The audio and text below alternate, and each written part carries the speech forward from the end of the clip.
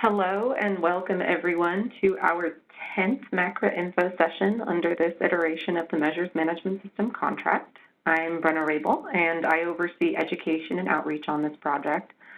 Today's session is on the topic of evaluating measures in CMS's programs. So we're going to begin with a discussion about how CMS and its contractors evaluate measures as part of the measure maintenance process, and then I'm going to turn the presentation over to Noni Bodkin from CMS and Kyle Campbell from the Health Services Advisory Group to present information from the National Impact Assessment, which is another way that CMS evaluates its measures. As you know by now, these monthly info sessions are part of an ongoing effort to engage measure developers and other stakeholders in quality measurement topics, an effort that also includes a series of newsletters and bulletins, along with special announcement emails, public webinars, and routine updates to the Measures Management System website. These sessions typically occur once per month and focus on a wide range of topics related to quality measure development.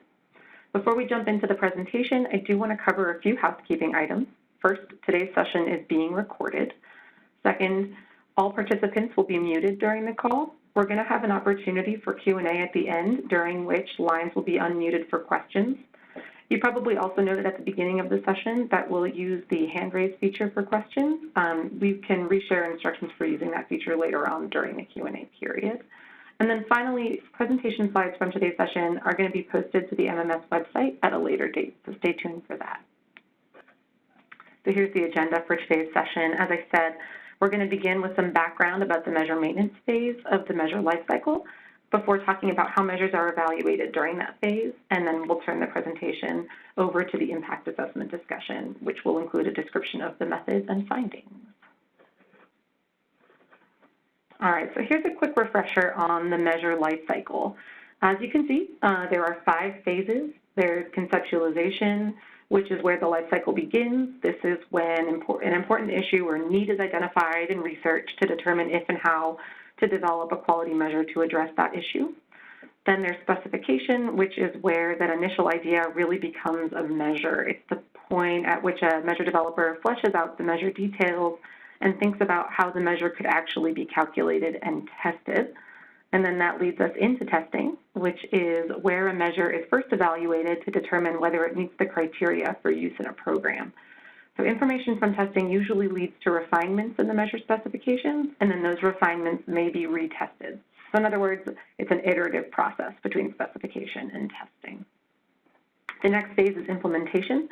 So this is the point at which, if the measure meets CMS criteria and after the public has had an opportunity to weigh in on the measure, CMS may accept that measure into one or more of its programs.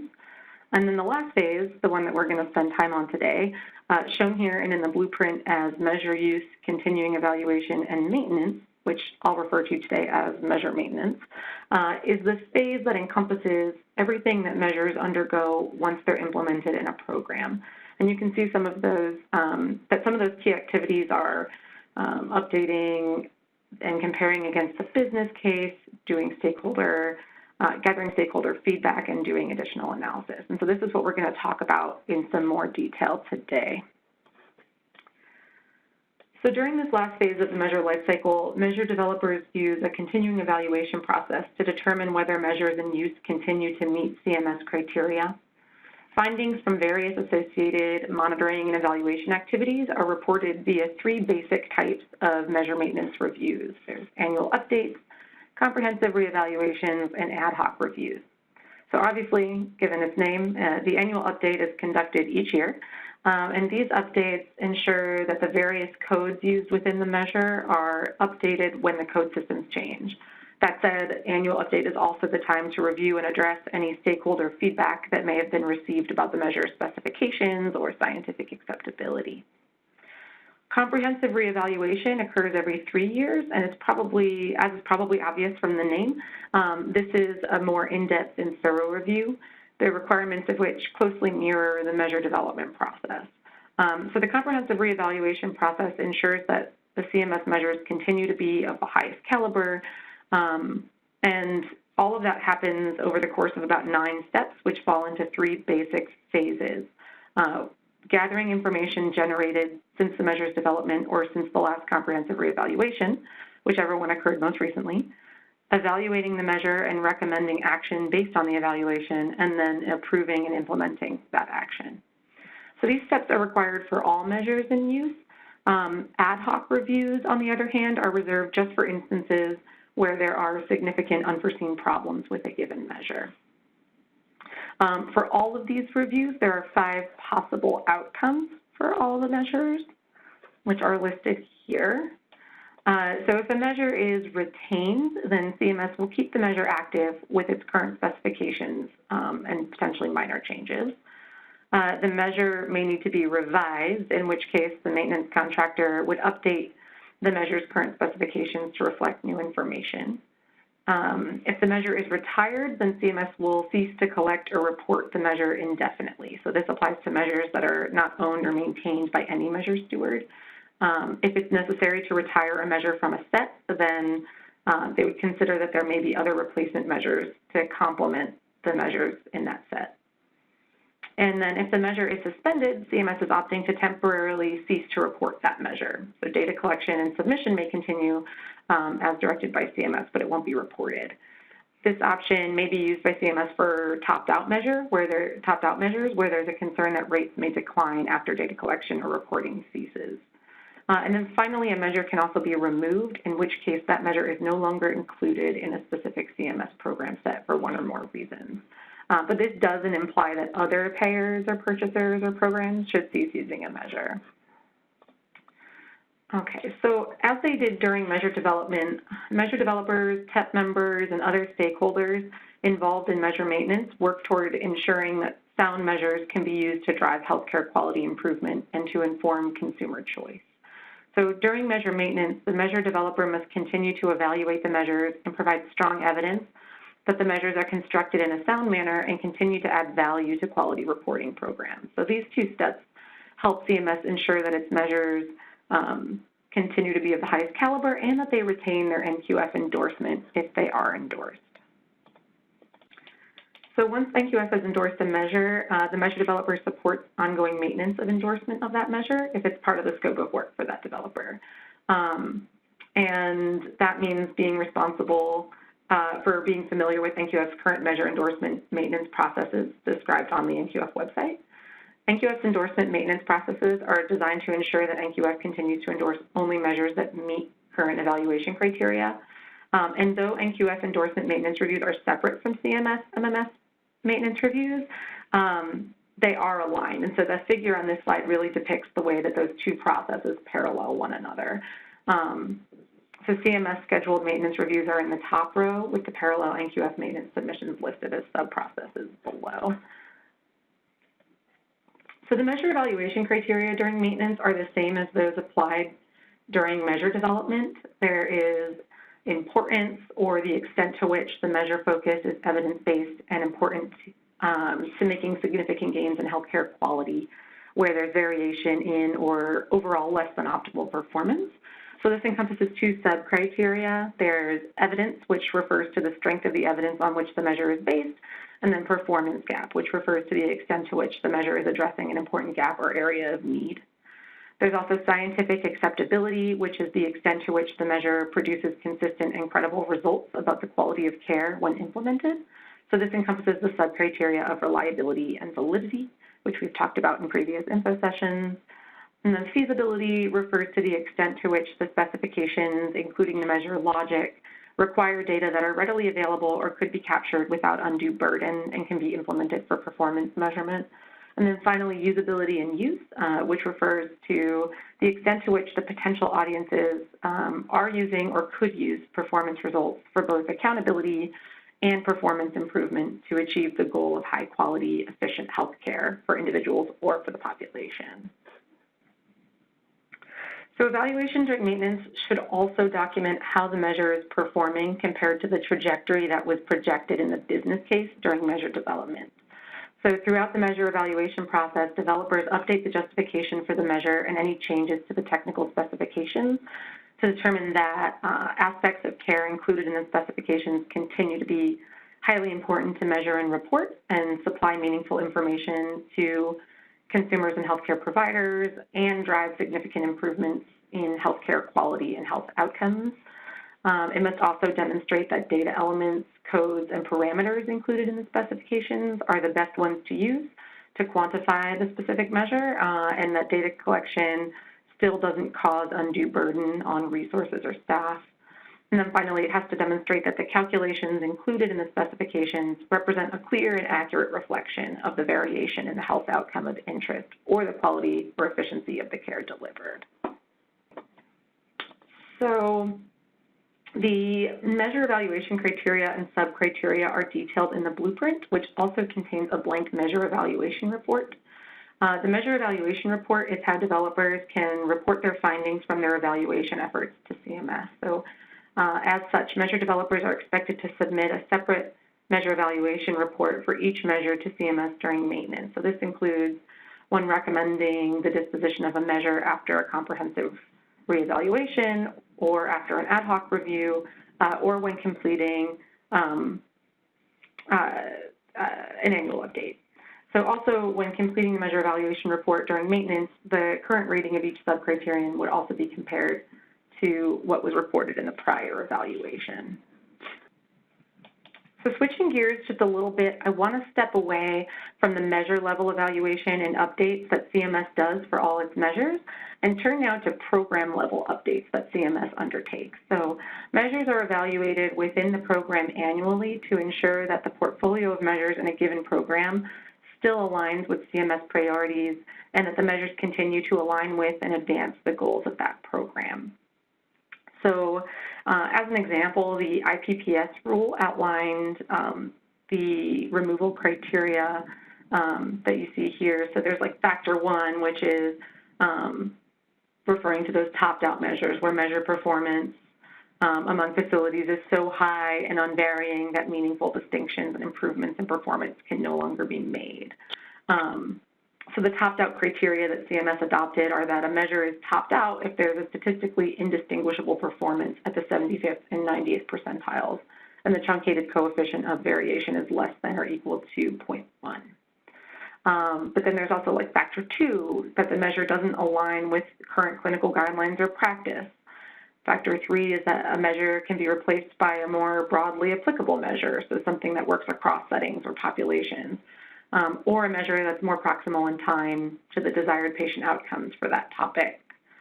Factor 4 is that measure performance or improvement doesn't result in better patient outcomes. Factor 5 is that the measure can be replaced by one that is more strongly associated with the desired patient outcomes.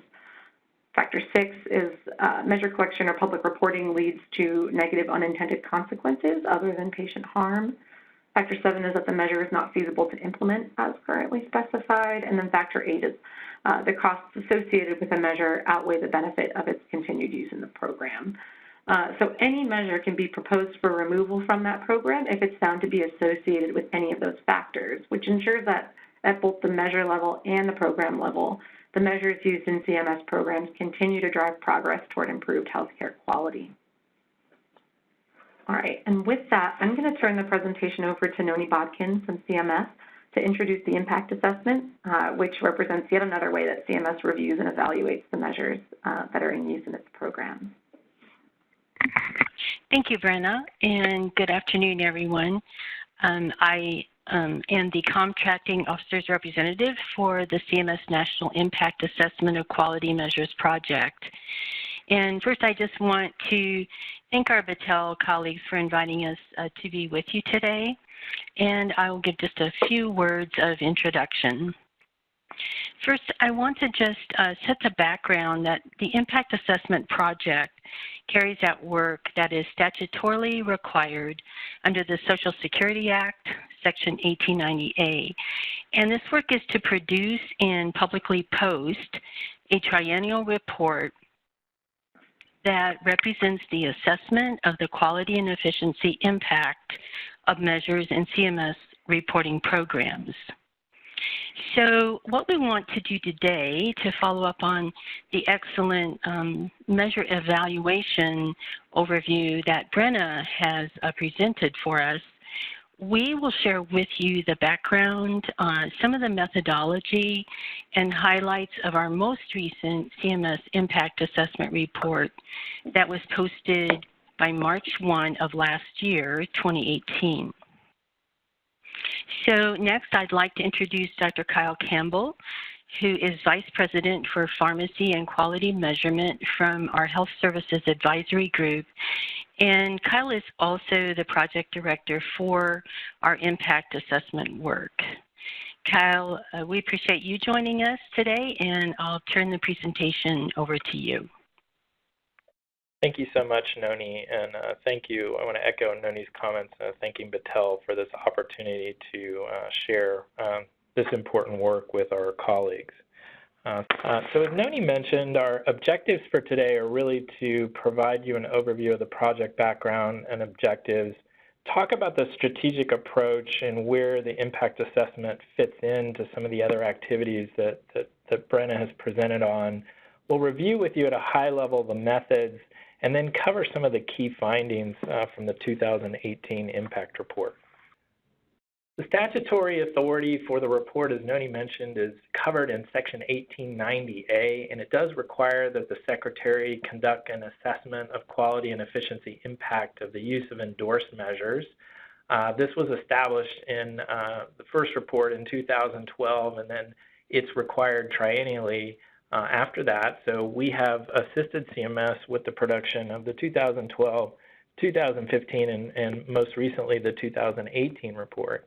In each iteration of these reports, we've worked extensively with stakeholders from public and private sector, patients and caregivers and others to give us input on how we can improve the report and make the analyses more robust. And we've done that consistently over time.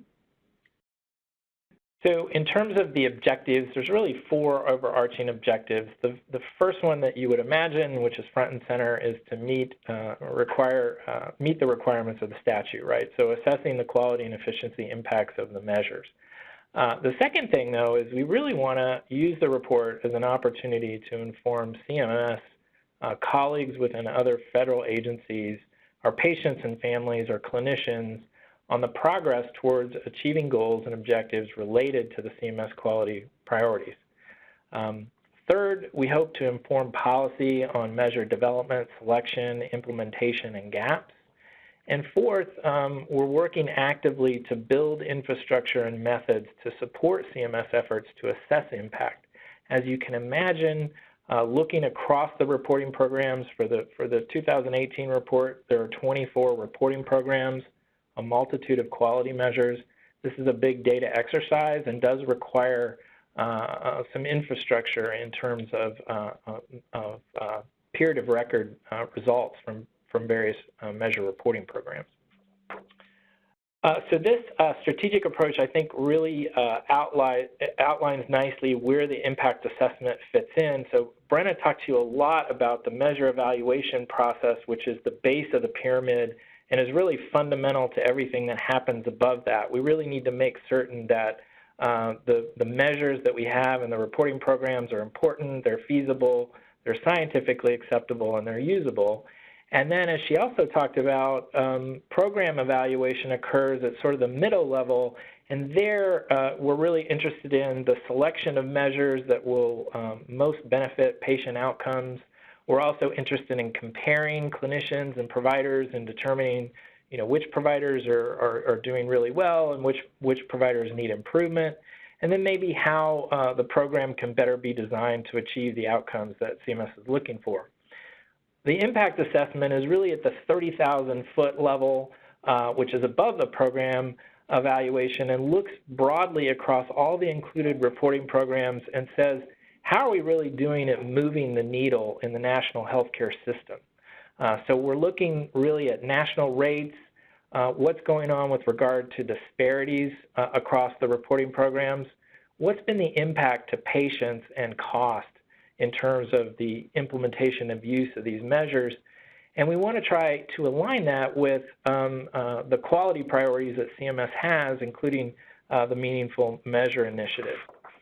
So as you can imagine, the term impact has quite a number of ways that it can be defined, and healthcare itself is a very broad space. So one of the things that we worked on very closely with CMS, our technical expert panel, and our federal colleagues was, how do we define impact for this report? And so what you see here on the slide is what was decided upon. So impact is defined as progress towards achieving goals and objectives related to CMS quality priorities that would be demonstrated by trends in performance and disparities on key indicators, which I'll talk about, estimated patient impact and costs avoided associated with changes in performance on those key indicators, overall aggregate trends in performance and disparities on measures used across CMS Medicare programs, and then finally actions that have been taken by hospitals and nursing homes in response to the use of performance measures as identified from national surveys. And the nursing homes and hospitals were picked as the initial settings to work in for a national provider survey due to the legacy of how long those quality reporting programs have been around and potentially changing care. So key indicators are measures or groups of measures that can be used to gauge performance on aspects of CMS healthcare quality priorities. And these are aligned with the CMS Meaningful Measures Initiative. So for example, a meaningful measure area that we have is admissions and readmissions to hospitals. Therefore, we have a key indicator related to all-cause readmissions that you'll see in the report. So throughout the report, you'll see these key indicators and how they specifically align to a quality priority, but also to some specific meaningful measure areas. There's 28 of these, and they're displayed in quality dashboards that are associated with the healthcare quality priorities. So things like patient safety and coordination of care. So the structure of the report, we looked at 762 unique measures across 24 different reporting programs. At the end of the day, there were data for 300 quality measures that were analyzed for one or more of the analyses in the impact assessment. And we were able to conduct trend analyses on 247 measures. And the data, the period of record for the data go back to as early as 2006. And the data cutoff for the report for the programs was 2015. We did do disparity analyses on all the measures for which we had available socio-demographic data, and we conducted patient and cost-avoided analyses for select key indicators. And then, as I mentioned, we conducted nationally representative surveys in hospitals and nursing homes with quality leaders. So now what I'd like to do is just give you a highlight of the methods that were used to conduct some of these analyses. There is an appendix available on the website that goes into detail on each of these methods and how they were carried out. But I did want to give you a flavor for what's been done. So first, in terms of the selection of key indicators, we had multi-stakeholder input from diverse experts, again from a technical expert panel, and also from a federal assessment steering committee composed of various federal agencies that helped to prioritize the measures that could be considered for key indicators. And then, of course, we worked closely with CMS on the final selection of those indicators that are highlighted in the report. Secondly, for the trend analysis, we used measures that had at least 3 annual data points. So when you look at the report in 2018, if you said, well, I don't see the measure, here in the appendix, a measure that I know has been implemented, it's possible that you don't see it because it hasn't been implemented for, at least 3 years. And that's the sort of inclusion criteria for the trend analysis. We use a log linear regression model and then calculate a % change to determine trend, and I'll show you some examples of that. Now, in terms of patient impact, one of the things that we heard clearly from our patients and caregivers was that we'd really like to be able to understand the number of patients that are affected by the various measures that are in the reporting programs. So we have a methodology where we look at the difference between observed and expected rates for measures, and we can determine, the number of patients that have benefited from a given process or outcome. And I'll also show you some examples of that, of course. Another interesting component of the impact analysis is looking at the potential costs that have been avoided. So we have fairly robust literature on quality measures with some economic models that have been estimated. And so we derive a value per event or a prevented event from that published literature, and we convert the cost to $2,015 in the case of the 2018 report using the Medical Care Services Index, which is kind of a standard economic adjustment for healthcare. In terms of disparities, we look at a relative difference that's greater than or equal to 0.1 between the group that we're looking at and the reference group. That's statistically significant at the 0.05 level. And in terms of the types of variables that we're analyzing, we have race, ethnicity, sex, age group, urbanicity that looks at urban and rural comparisons, income, and census region.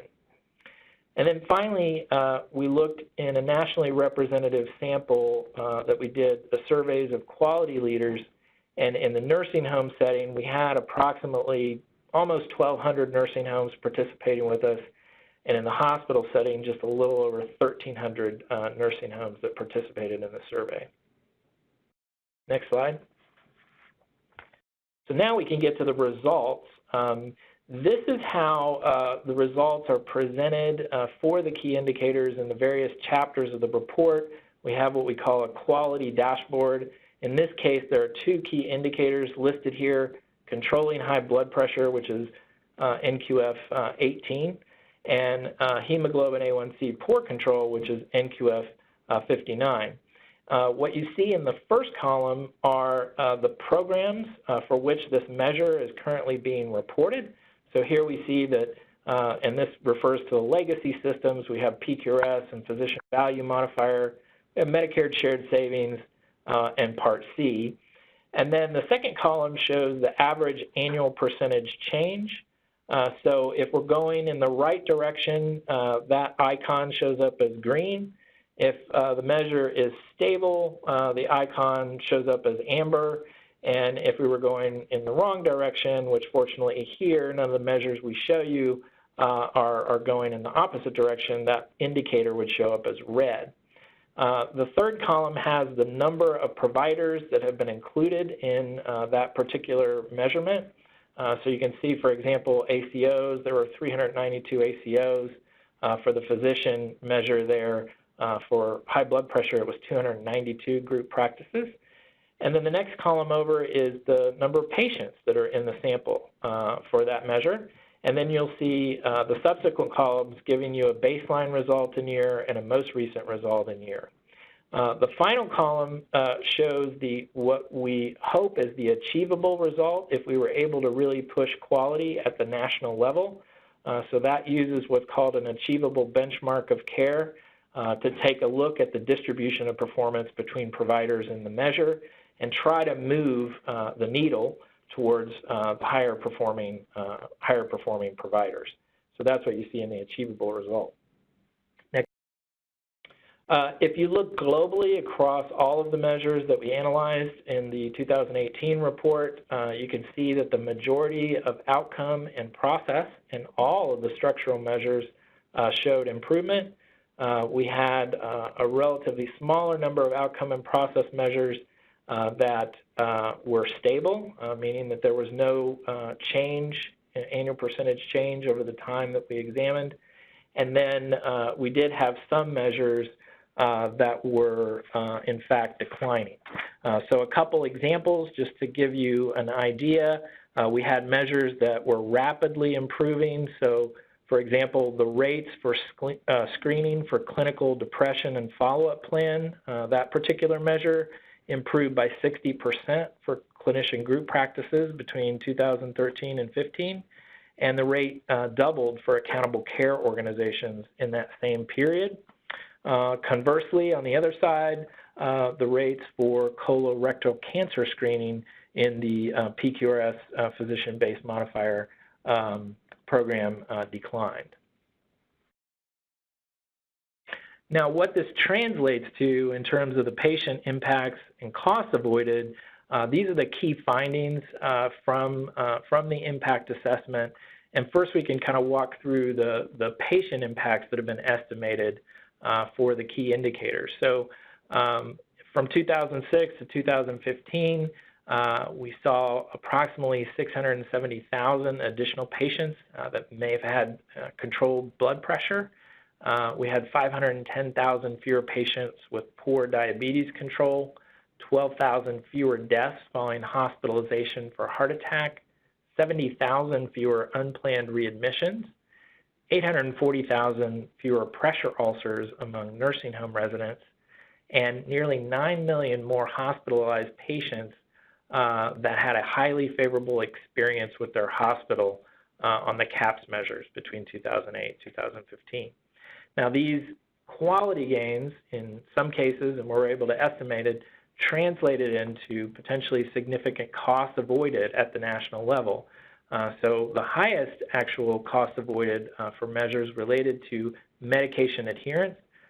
So these measures look at medication adherence for commonly prescribed chronic medications for diabetes and blood pressure and statins. And you can see that the estimates there ranged between about $4 billion to $27 billion in cost avoided. The pressure ulcer quality gains translated into somewhere between 2.8 and 20 billion. And the diabetes control improvements, we estimate somewhere between 6.5 and 10.4 billion. And the reason why you see bounded estimates here is that when we did the literature review to establish the models, we had a very careful selection process and chose models sort of at both ends of the spectrum, depending on the assumptions that were used. So we can really say that we're giving an idea of the range that we might expect the true value of the cost to be avoided somewhere between the lower and upper bound that we show you here. We did continue to see measures that had disparities. So what we show here are the percentage of measures for each of the comparison groups with significantly lower performance than for the reference group. So the disparity category here is on the left, and so we have race, ethnicity, income, sex, and urbanicity. So the way you would read this is, for example, the first disparity group, if we looked at Native Hawaiian, Pacific Islanders, and Black patients, there were 46% of the measures that we analyzed and 41% of the measures we analyzed respectively, where those groups had lower performance on the measure than the reference group. And so the same thing can be said with patients with low income. There were 42% of the measures, female patients 24%, and for rural patients, 23% of those individuals having lower scores than their counterparts within the urban area. And just to give you an idea of some of the measures for which this is highlighted in the report, 30-day mortality following heart failure hospitalization rates were 23% and 18% higher for the most rural populations. So that would be non-core and micropolitan when compared to the most urban category.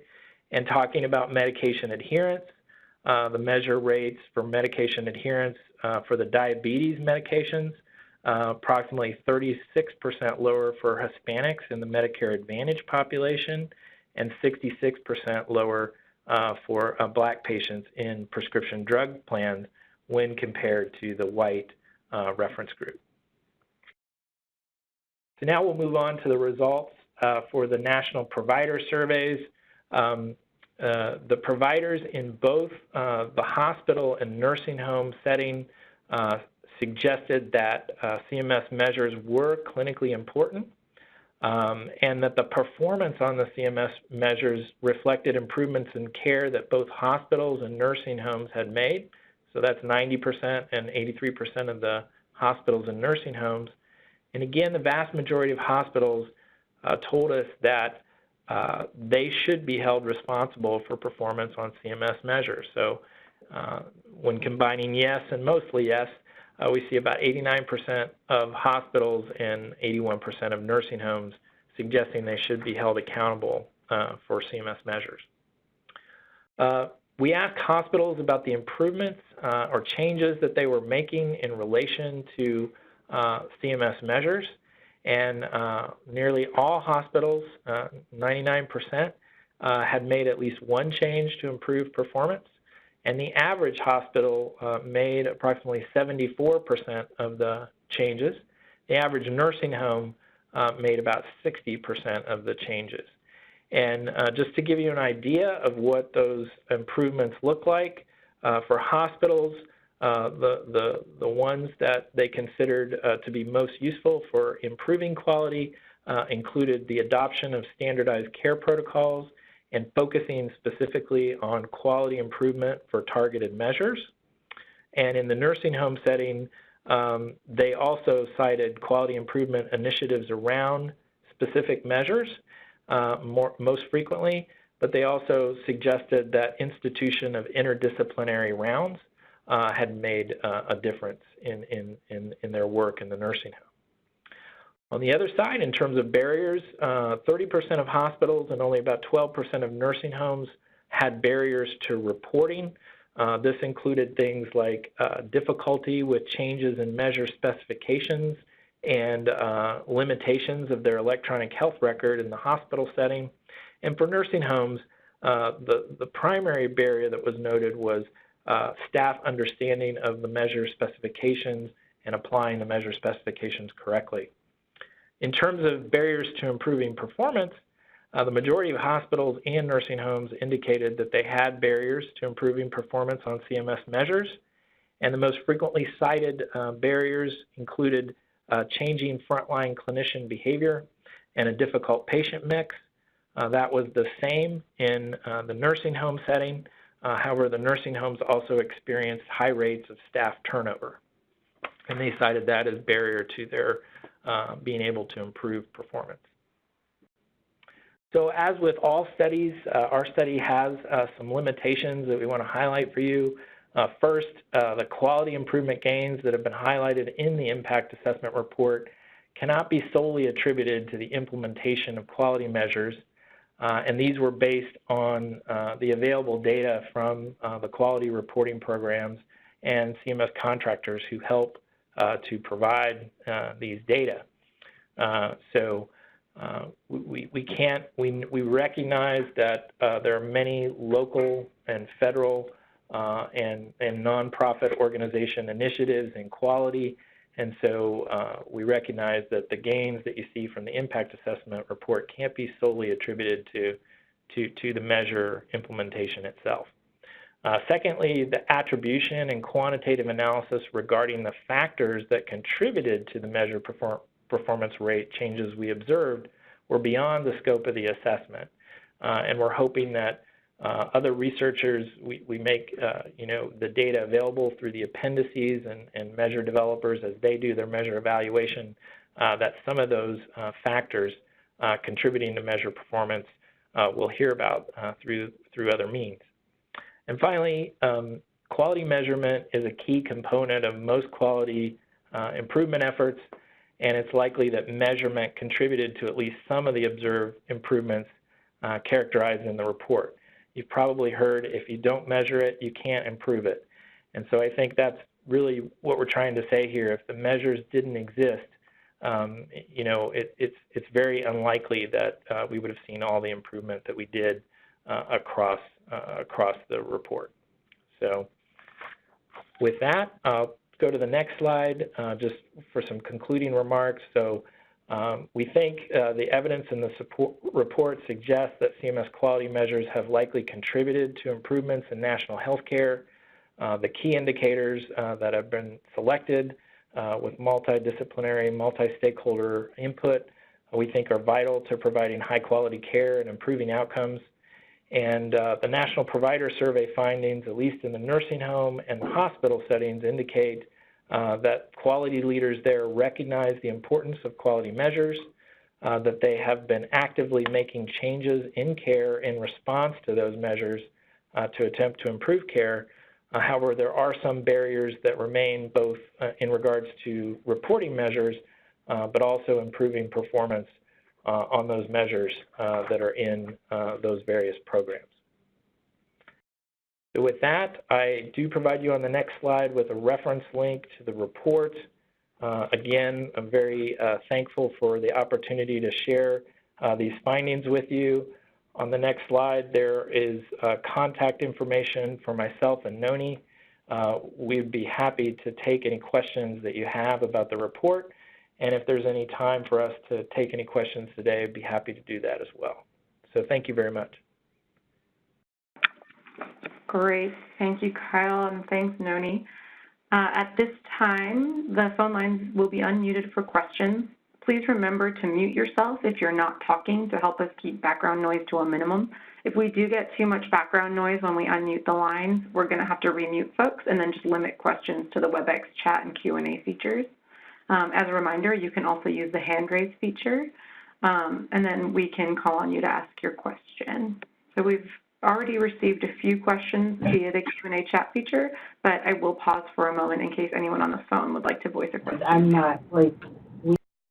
Hearing nothing, I will go to some of the ones that we received via the chat feature, but please do interject if you have a question on the phone line. In terms of future considerations for key indicators and/or additional impact in measures, how does the evolving quality measure index work play into potential future inclusion in the impact assessment work? I'm not sure how a key indicator in that area might work, but thought it may be something to consider as the QMI evolves or is rolled out. Yeah, thanks for that question and also that suggestion. That's great. We are, I think as Kendra mentioned in an earlier presentation today, actively working on a quality measure index that would allow us to assess individual quality measures. And we don't have anything yet to share about its application yet, in particular related to the impact assessment, but we are undergoing some testing with it, and we are very excited about the potential application of the quality measure index. So stay tuned, and we may have more to share in the future on that. Thank you both. Another question is related to the nationally representative surveys. Will future reports look at clinician practices or home health agencies? When will they have enough years of data to be studied or included? So we have OMB approval to conduct a national provider survey for the 2021 report in the home health setting. So that's actually the next setting that we'll be taking a look at. I don't have any plans at this time related to the clinician setting. I don't know, Noni, if there's anything you would want to say in that regard. Thanks, Kyle, and thank you for that question. I think I would just say that we are excited to keep the clinician setting and those measures on the radar.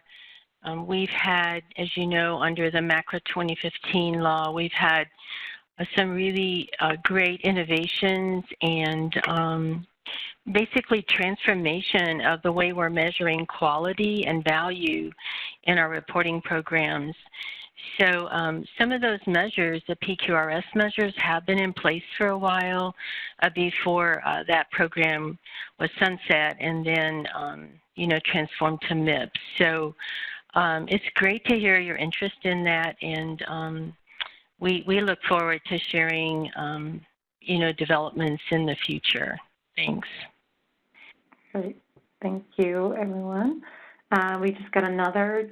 Do any of the appendices stratify the data by provider specialty?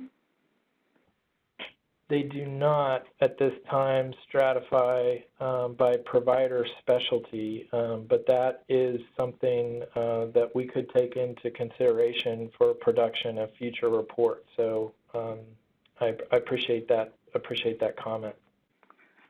Okay, there's another, for measures that are used in more than one program, do you ever look at whether that measure impacts patient subgroups differently depending on what program they're used in? Or do you look at disparities by program, as in do you see different, bigger differentials in measured performance in nursing homes or in hospitals? Yeah, so that's a really good question. We do look at the disparities results individually by the measures included in individual programs. The report has a narrative description about some of the larger clinically significant disparities that we identified, and there is discussion in the report about the trend and the relationship of those disparities across measures. I think that we are also working on analyzing some additional data as a part of the impact assessment, where we'll be looking at two-way analyses of some variables. And so you could stay tuned for some of that work that may come out through a peer review publication. Thank you. We have another one. There are best practices that are shared on monthly or quarterly reports, then shared among reporting hospitals or nursing homes. This would be very impactful to drive better practice. So in the impact assessment report, there's a chapter that specifically highlights the findings of the National Provider Survey, and it lists the various interventions and the proportion of hospitals that found those interventions to be important to improving quality. So that information is available in a chapter in the report. We don't have any mechanism by which on an ongoing basis we're sharing those findings. Again, other than there are some peer-reviewed publications that are planned based upon the impact assessment data. Thank you. Are there any other CMS-funded studies or reports that are looking at other drivers of quality improvement gains besides quality measures? That is a good question, and I think I would pivot that one to Noni, because that would be outside of my purview. Thanks, Kyle. If I understand the question correctly, that the listener is asking if there are other reports that look at quality improvement due to activities other than measures. And I think if I've interpreted that correctly, I think I would have to say that our survey activities are pretty unique at the national level. We are aware of some survey activities in our Center for Medicare Innovation and Improvement, and I'm not sure that those results have been publicly released. But I'll give that some thought, and if the listener would want to email me, the contact information is on that last slide, as Kyle pointed out, or email Kyle. We'd be happy to follow up on that for you. It's a great question. Thank you. Great, thank you both. I don't believe that I have any other questions through the chat feature right now, but we do have a few more minutes left. I'm going to go through some announcements. So if you think of a question that you'd like us to answer, please feel free to put it in the Q&A box, and we will have a couple more minutes to get to it before we wrap. So we do have an upcoming MACRA info session in August where we're going to have some CMS staff talk a little bit about the MIPS program, which should be really interesting to those of you who are familiar with that program or want to learn more. And even more pressing, we have our upcoming public webinars coming up next week. So these are going to be a set of presentations on patient-centered quality measurement, explaining how and why measures are supposed to be patient-centered and how patient feedback is used to shape the measures being developed. So we hope you'll join us and that you'll share the opportunity with others that may be interested in learning more about these important topics. We certainly encourage sharing these announcements with your colleagues or members of any professional organizations you belong to. And as always, feel free to reach out to us at mmssupport@battelle.org if you have any questions. I should note that as it's presented here, it's going to be the same presentation on the 24th and the 25th. So if you can't join one, you should join the other, but you don't need to attend both. And with that, we've reached the end of our presentation today. So I want to thank Dr. Kyle Campbell and Noni Bodkin for joining us and presenting on the impact assessment and for doing such a great job answering your questions, and to thank you all for your participation in today's webinar.